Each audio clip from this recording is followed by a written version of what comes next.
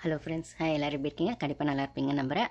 நான் ரீசெண்டாக ஒரு வீடியோ போட்டிருக்கேன். ஸோ விஜய் சார் வந்து ஆட்சி அமைச்சதை பற்றியான வீடியோ. ஸோ அதில் நான் மினிஸ்டர்ஸ் பேர்லாம் சொல்கிறேன்னு சொல்லியிருந்தேன். ஸோ வீடியோ கொஞ்சம் லென்த்தாக போனதுனால அதில் பேசலை, மற்ற விஷயங்கள் பேசினதுனால. ஸோ இப்போ அவங்க மினிஸ்டர்ஸ் பேர் சொல்லிவிட்டு அதுக்கப்புறம் வந்து அந்த மினிஸ்டர்ஸ் வந்து இப்போ நான் ஆல்ரெடி சொன்ன மாதிரி மினிஸ்டர்ஸாக இவங்க பதவி ஏற்றுட்டாங்க. எம்எல்ஏவாக இன்னும் யாரும் பதவி ஏற்றுக்கல. அது ஆப்போசிட் கட்சிகள் உட்பட எல்லாருமே வந்து எம்எல்ஏவாக மண்டே தான் பதவி ஏற்றுக்க போகிறாங்க. அப்படி எம்எல்ஏவாக உள்ளே போகிறதுல இருக்கிற நிறைய எவ்வளோ பெண்கள் வந்து எம்எல்ஏவாக இருக்காங்க அப்படிங்கிறதையும் நம்ம பார்க்கணும். அதில் முக்கியமாக டிவிகேலேருந்து எவ்வளோ மெம்பர்ஸ் வந்து விமன் எம்எல்ஏஸாக இருக்காங்க அப்படிங்கிறதையும் நம்ம பார்க்க போகிறோம். ஸோ நம்ம அந்த நேம் லிஸ்ட்டை பார்க்கலாம். ஸோ நேற்று வந்து சீஃப் மினிஸ்டர் கூட சேர்ந்து வந்து பதவி ஏற்றுக்கிட்டவங்க 9 பேரில் வந்து புசியானந்த் அவர்கள், ஆதவ அர்ஜுனா அவர்கள், அதுக்கப்புறம் வந்து செங்கோட்டையன் சார் அவர்கள், டாக்டர் டி.கே. பிரபு அவர்கள், பி. வெங்கட்ரமணன் அவர்கள், கேஜி அருண்ராஜ் அவர்கள், ஆர். நிர்மல்குமார் அவர்கள், அதுக்கப்புறம் ராஜ்மோகன் அவர்கள். இவங்க 9 பேரும் பதவி ஏற்றுக்கிட்டாங்க மினிஸ்டர்ஸாக. ஸோ இதில் வந்து எம்எல்ஏஸ் அப்படின்னு சொல்லும்போது கீர்த்தனா இதில் முக்கியமாக நான் மறந்துட்டேன். ஸோ ஒரு விமன் மினிஸ்டரும் வந்து நேற்று பதவி ஏற்றுக்கிட்டாங்க. ஸோ அவங்க தான் லாஸ்ட்டாக ஏற்றுக்கிட்டாங்கன்னு நினைக்கிறேன். ஸோ இதில் வந்து ஸ்பெசிஃபிக்காக சொல்லணும் அப்படின்னா கீர்த்தனா அவங்க வந்து ஒரு யங்கஸ்ட் எம்எல்ஏ இன் டிவிகே பார்ட்டி அப்படின்னு சொல்லப்படுது. ஸோ அதை அவங்க பெருமையாகவும் நிறைய இடத்துல வந்து அங்கங்கே மீம்ஸும் யூடியூப்ஸ்லையும் ஷார்ட்ஸ் பார்க்க முடியுது. ஸோ அவங்க ஒரு இது நினைக்கிறேன், ப்ரொஃபஸர்னு நினைக்கிறேன், இங்கிலீஷ் ப்ரொஃபஸர் சம்திங் இதுலையும் நான் பார்த்தேன். ஸோ அவங்க வந்து அவங்களோட பார்ட்டியில் இருக்க யங்கஸ்ட் எம்எல்ஏ. ஸோ அவங்களும் நேற்றே வந்து மினிஸ்டராக பதவி ஏற்றுட்டாங்க. ஸோ எம்எல்ஏஸாக எவ்வளோ பேர்? 13 பேர் டோட்டலாக வந்துட்டு டிவிகேலேருந்து எம்எல்ஏஸாக வந்து பதவி ஏற்றுக்க போகிறாங்க. அதாவது விமன் எம்எல்ஏவாக பதவி ஏற்றுக்க போகிறாங்க. 23 வந்து டோட்டலாக போக போகிறாங்க அசம்பிளிக்கு. ஓகேங்களா? 23 விமன் எம்எல்ஏஸ் வந்து டோட்டலாக அசம்பிளிக்கு போக போகிறாங்க. மற்ற கட்சியிலெல்லாம் வின் பண்ண விமன் எம்எல்ஏஸோடு சேர்த்து. அதில் ஸ்பெசிஃபிக்காக 13 வந்து டிவிகேலேருந்து போக போகிறாங்க. அந்த 13 யார் யாருங்கிறத பார்ப்போம். அந்த 13லேயும் ஒருத்தர் வந்து ப்ரெக்னென்ட் லேடி அப்படின்னு சொல்லக்கூடிய அவங்க தான் வந்து திருவிக்கா நகரில் வின் பண்ண எம்ஆர் பல்லவி அப்படிங்கிறவங்க வந்து அவங்க ப்ரெக்னென்ட் லேடி. அவங்க ஸ்பெசிஃபிக்காக வந்து அவங்களது வந்து ஒரு யூனிக்கான விஷயமா வந்து பேசப்படுது. ஏன்னா ப்ரெக்னெண்ட்டாக இருந்தோம், அவங்க பிரச்சாரம்லாம் பண்ணி செஞ்சு இன்னைக்கு வின் பண்ணியிருக்காங்க அப்படிங்கிறது ரொம்பவே ஒரு இன்ட்ரெஸ்டிங்கான யூனிக்கான விஷயம். ஸோ அவங்க பெண் எம்எல்ஏ. அப்போ மற்ற 12 மெம்பர்ஸ் யார் யார் அப்படின்னு பார்த்தா பல்லாவரம் எம்எல்ஏ ஜே காமாட்சி அவர்கள், தாஹிரா வந்து ராணிப்பேட்டை, அதுக்கப்புறம் வந்து அவங்க வந்து தாஹிரா அப்படின்றவங்க ஸ்பெசிஃபிக்காக அவங்களை என்ன சொல்லணும்னா கிட்டத்தட்ட 10 இயர்ஸாக வந்து விஜய் சாரை வந்து நீங்கள் வந்து கட்சி ஆரம்பிங்க, பாலிடிக்ஸ்குள்ளே வாங்க அப்படின்ற மாதிரி ஒரு நல்ல ஒரு ஃப்ரெண்ட்ஷிப் வந்து தாஹிரா அவங்க வந்து விஜய் சார் கூட வச்சுருந்ததாகவும், ஸோ அது மூலிமா அவங்க ரொம்ப நாளாக வந்து பாலிடிக்ஸ்க்கு வாங்கன்னு விஜய் சாரை கூப்பிட்டதாகவும், ஸோ ரொம்ப நாளாகவே அந்த ஒரு பொலிட்டிக்கல் பாண்டிங் அப்படிங்கிற விஷயத்தில் அவங்க வந்து அதை பற்றி நிறைய பேசியோ இல்லை விஜய் சார் கூட அதை பற்றி கான்வர்சேஷன்ஸும் நிறைய கிரியேட் பண்ணியிருக்காங்கன்னு சொல்கிறாங்க. ஸோ ஒரு பொலிட்டிக்கல் நாலேஜ் நல்லாவே இருக்கிறவங்கன்னு நினைக்கிறேன். ஸோ அதனால் அவங்க தாஹிரா ராணிப்பேட்டையை சேர்ந்தவங்க. ராணிப்பேட்டைன்னு சொல்லும்போது இந்த இடத்துல எங்கள் அம்மாவோட ஊர் வந்து வேலூர் தான். நான் என்னோட வீடியோஸில் சொன்னவங்களுக்கு, நான் பார்க்குறவங்களுக்கு தெரியும், எனக்கு அம்மா கிடையாது, அப்பாவும் தம்பியும் இந்தியாவில் இருக்காங்க.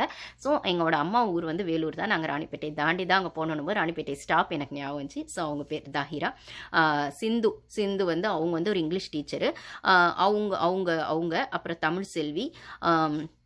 அப்புறம் தமிழ்செல்வி அவங்களுமே டீச்சர், 30 இயர்ஸ் எக்ஸ்பீரியன்ஸ் டீச்சரா அப்படின்னு சொல்கிறாங்க. அப்புறம் அவங்க ஃபேமிலிலையும் வந்து ஆல்ரெடி சட்டமன்ற உறுப்பினர்கள் இருந்திருக்காங்க போல். அவங்க ஃபேமிலியில் அதாவது அவங்க அப்பா அம்மா அவங்க ஃபேமிலி மெம்பர்ஸ் இருந்திருக்காங்க சட்டசபையில். ஸோ அவங்களுக்குமே பொலிட்டிக்கல் நாலேஜ் ஓரளவுக்கு இருக்குன்னு நினைக்கிறேன். தமிழ்செல்வி அவங்க. ஆனால் அவங்க வந்து இங்கிலீஷ் டீச்சராக தான் இருந்திருக்காங்க. இப்போ டீச்சராக இருந்திருக்காங்க. இப்போ வந்துட்டு எம்எல்ஏ ஆயிருக்காங்க. அப்புறம் கமலி இவங்க வந்து ஒரு ஃப்ரீ டியூஷன் சென்டரே வந்து விஜய் சார் பேரில் நடத்திட்டு இருந்திருக்காங்க. அவங்க கமலி. அப்புறம் சத்யபாமா திருப்பூர் நார்த்தில் பண்ணவங்க. அதுக்கப்புறம் இவங்க வந்து ஒரு பீரியடில் ஏடிஎம்கேல இருந்திருக்காங்க. அதுக்கப்புறம் ரிசைன் பண்ணியிருந்திருக்காங்க ஏடிஎம்கே அண்டான ஒரு 2-3 இயர்ஸ் முன்னாடியோ சம்திங். அவங்க சத்யபாமா அவங்களுக்கு பொலிட்டிக்கல் நாலேஜ் இருக்கு. ஸோ கனிமொழி சந்தோஷ் ஆஸ்ட்ராலஜரா இவங்க ஆஸ்ட்ராலஜர். அப்புறம் சிவகாசி கீர்த்தனா இதை தான் நம்ம ஆல்ரெடி பார்த்துட்டோம். அவங்க மினிஸ்டராகவே நேற்று பதவி ஏற்றுட்டாங்க. இப்போ எம்எல்ஏவும் பதவி ஏற்றுக்க போகிறாங்க. முதல் பெண் எம்எல்ஏன்னு சொல்லப்படுது அவங்க தொகுதியில். அப்புறம் ஜெகதீஸ்வரி ராஜபாளையம் சேர்ந்தவங்க. அப்புறம் விஜயலட்சுமி. அப்புறம் வந்து குழந்தை ராணின்னு சிவகங்கையை சேர்ந்தவங்க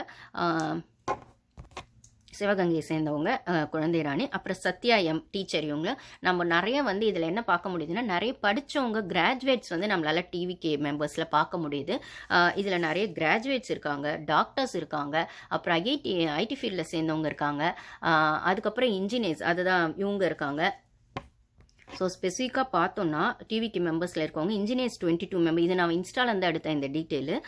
இன்ஜினியர்ஸ் 22 இருக்காங்க, லாயர்ஸ் அதான் அட்வொகேட்ஸ் 18 இருக்காங்க, அதர் கிராஜுவேட்ஸ் வந்து 12 இருக்காங்க, போஸ்ட் கிராஜுவேட்ஸ் வந்து 13 இருக்காங்க, பிஹெச்டி ஹோல்டர்ஸ் 6 மெம்பர்ஸ் இருக்காங்க, ஐஐடிஎன்ஸ் 5 பேர் இருக்காங்க, எம்பிபிஎஸ் டாக்டர்ஸ் ஒரு 8 பேர் இருக்காங்க அப்படின்னு சொல்லும்போது, ஸோ ஓரளவுக்கு பாலிட்டிக்ஸ் வரணும்னா வந்துட்டு படிப்பு இருக்கணும்னு அவசியம் இல்லை, டிகிரி பாஸ் பண்ணியிருக்கணும்னு அவசியம் இல்லை, எந்த குவாலிஃபிகேஷனும் தேவையில்லை அப்படிங்கிற ஒரு விஷயம் எனக்குமே ரொம்ப நாளாக உறுத்திட்டு இருந்தது.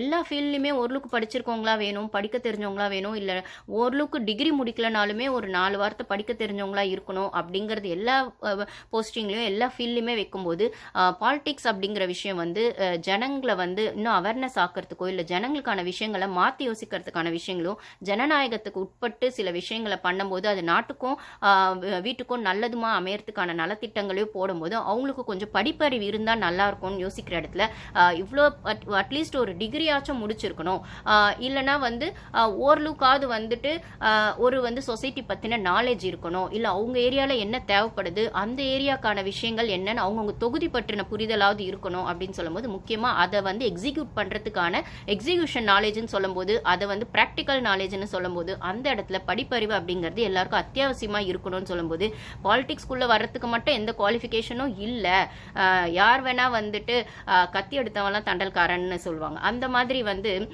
யார் வேணா வந்து நின்றுடலாம் அரசியலுக்குள்ள, ஜஸ்ட் வந்து அந்த ஒரு கேண்டிடேட்டாக இருக்கிறதுக்கு 18 இயர்ஸ் ஆனால் போதும், அப்படி ஓட்டு போகிறதுக்கு 18 இயர்ஸ் ஆகுது அப்படின்ற மாதிரி ஒரு அடல்ட் ஏஜ் வந்து கேண்டிடேட் ஆகிடலாம், 40 இயர்ஸ்லேயும் ஆகலாம், ஏஜ் லிமிட்டும் கிடையாது, அதாவது 60 70க்கு அப்புறம் எவ்வளோ நாள் வேணால் சீனியர் பொசிஷனில் இருந்துக்கலாம் அப்படின்னு சொல்கிறதுமே எல்லா ஃபீல்டுமே ஒரு ஏஜ் லிமிட் இருக்குது அப்படின்னும் போது இங்கே குவாலிஃபிகேஷனும் தேவையில்ல, ஏஜ் லிமிட்டும் தேவையில்ல அப்படின்ற மாதிரி இருந்த விஷயங்கள் எனக்கே ரொம்ப நாளாக உறுத்திட்டு இருந்தது. பட் ஆனால் இந்த வாட்டி டிவிகே மெம்பர்ஸ் எல்லாருமே கிராஜுவேட்ஸ், டாக்டர்ஸ், அட்வொகேட்ஸ், ஐஐடிஎன்ஸ், அப்புறம் வந்து எல்லாருமே வந்து கிட்டத்தட்ட பார்த்தீங்கன்னா வயசானவங்களுக்கு அனுபவம் இருக்கிறது ரொம்ப முக்கியம் தான், அந்த அனுபவத்தை நம்ம யூஸ் பண்ணிக்கணுன்றது ரொம்பவே முக்கியமான விஷயம் தான். ஆனால் ஓரளவுக்கு வயசு கம்மியாக இருக்கும் உங்களுக்கு மிடில் ஏஜில் இருக்க 50 இயர்ஸ், இப்போ வந்து விஜய் சார் பார்த்தீங்கன்னா 50+ தான், ஓகேங்களா, மிடில் ஏஜில் இருக்கவங்க. அப்புறம் வந்து அம்மா உள்ளே வரும்போதும் ஜெயலலிதா அம்மா உள்ளே வரும்போதும் கலைஞர் உள்ள வரும்போது அவங்களுக்குலாம் 40-45+ இருந்ததுன்னு நினைக்கிறேன். ஸோ